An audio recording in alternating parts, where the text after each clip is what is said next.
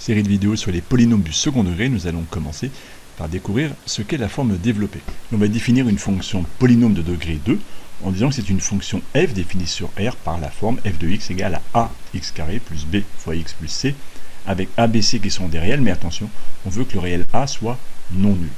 On peut faire déjà une remarque pour dire qu'on appelle poly, ça veut dire plusieurs, on pourra parler de trinôme, tri pour dire 3, trinôme du second degré, parce qu'on comprend bien qu'il y a 3 termes à ce polynôme, le terme en x carré, le terme en x, et la constante.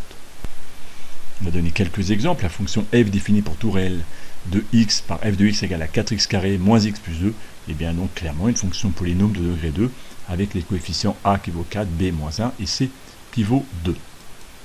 La fonction g, qui est définie là sous une forme un petit peu plus étonnante, le carré de 2x plus 1 moins 3x, eh bien ça va bien être une fonction polynôme, il suffit de développer l'identité remarquable, je zappe cette partie calculatoire, mais on développe le carré d'a plus b, on simplifie, après on réduit avec le moins 3x, et on obtiendra, in fine, g de x égale à 4x carré plus x moins 1, et donc on aura bien une forme développée avec a qui vaut 4, b 1 et c qui vaut 1.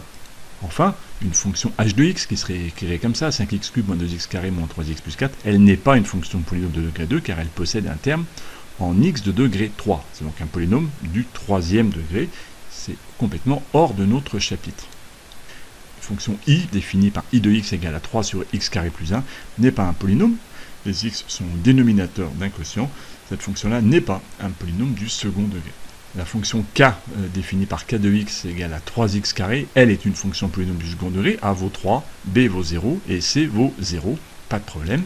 Et enfin, i de x égale à 3x moins 5, elle n'est pas une fonction polynôme du second degré, parce que le coefficient en x carré serait 0. Ce serait 0x carré plus 3x moins 5. Or, dans la définition, on a bien dit qu'on voulait un a non nul. Le cas où a est égal à 0, eh bien c'est le cas des fonctions affines, comme ici. Il ne s'agit pas de fonctions polynômes du second degré. Cette première vidéo simple est terminée. Une vidéo suivante vous présente la forme canonique.